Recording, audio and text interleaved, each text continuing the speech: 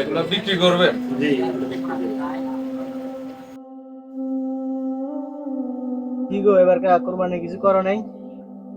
এখনো তো কিছু করতে পারি নাই, তবে আমি চেষ্টা চালাইতেছি, দেখি একটা কিছু করব। দেখো কিছু একটা করো, আমাদের বেশি আব্বা দিন নাই। আব্বা আমরা এবার কুরবানি দিব না। আরে বাবা, কোরবানের সবচেয়ে বড় গরুটাই কিনুম, তুই টেনশন করিস না, তুই এখন যা। ঠিক আছে বন্ধু করে কই আস।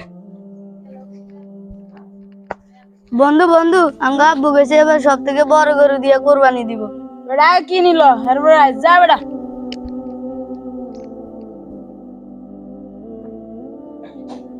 কি আকরাম ভাই, আমাদের কোনো খোঁজ খবর নেই, আর কোরবানির জন্য গরু কিনবেন না? আশা তো ছিল ভাই, কিন্তু এবার টাকা পয়সা ম্যানেজ করতে পারি না, মনে হয় এবার কোরবানিটা দেওয়া হইব না। ভাই যেমন টাকাটা ম্যানেজ করে কোরবানিটা দেন। আচ্ছা ঠিক আছে ভাই, দেখি চেষ্টা আছে। আচ্ছা ভাতিজা, তোমরা হলে আর কোরবানি দিবে না? কে বলছে আঙ্কেল? আমার আব্বু বলছে। কি রে বেটা, অনেকে তো কইছস বাজারে বড় গরু দিয়ে কোরবানি দিবি, এবার তো কোরবানি দিবি না বেটা। আর সাফা মারতেছিস, যাবে না আনতেছিস না?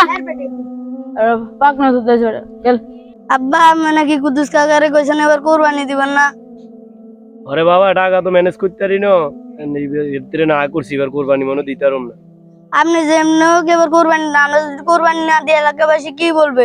আপনি ক্ষেত দরকারে ধান নেন। ঠিক আছে, দে, আমি দেখতে আসছি তো। ঠিক আছে।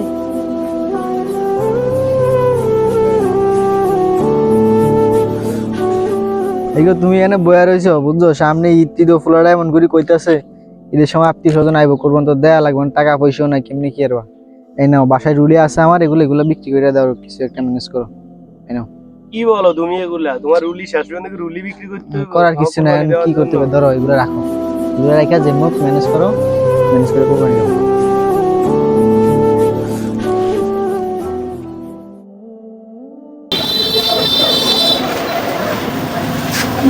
ভাই জিনিসগুলো একটু বিক্রি করো। এগুলো বিক্রি করবেন? জি, এগুলো বিক্রি করো। এগুলা বিক্রি করবেন যে আপনার ঈদের জন্য তো ব্যাংক বন্ধ দিছে, আর আমাদের হাতেও এই মুহূর্তে ক্যাশ নাই। আপনি পরে আইসেন ব্যাংকগুলো, আর আমাদের এই দেখেন না ভাই, তখন কিছু টাকা 30,000 টাকা হইলেও ম্যানেজ করে দেন না আমাকে। ভাই টোটালি আমার হাতে ক্যাশ না, যদি থাকতো তাহলে অবশ্যই মানে কিনতাম, আপনি বিক্রি করবেন। আমি টাকাটা খুব দরকার ছিল তো। এখানে তার অন্য কিছুই নাই। ঠিক অবশ্যই প্রয়োজন আপনি অন্য দোকান দেখেন, আর যদি জরুরি প্রয়োজন হয়। দোকানে সব বন্ধ ভাই। না ভাই, আমার হাতে ক্যাশ নাই, ঈদের পরে আইসেন, অবশ্যই রাখা যাবে।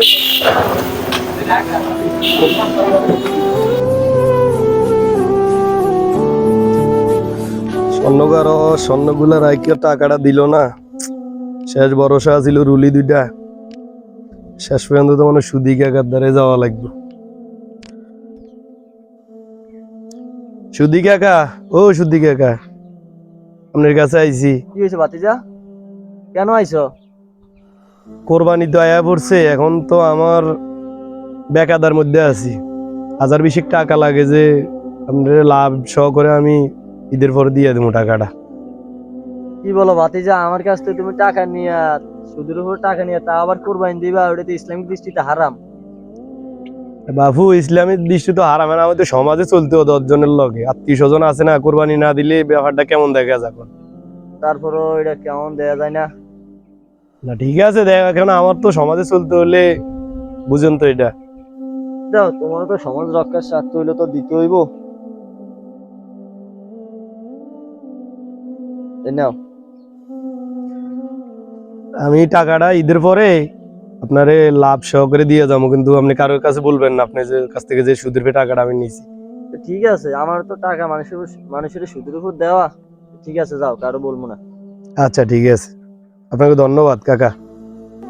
আমাদের সমাজে হাজারো মধ্যবিত্ত পরিবার আছে যারা সমাজে চলতে গিয়ে মানুষের সাথে তাল মিলিয়ে কোরবানি দিতে চায়, কিন্তু তাদের অর্থ সম্পদ না থাকাতে সুদ বা হারাম পথে টাকা সন্ধান করে কোরবানি দেয়।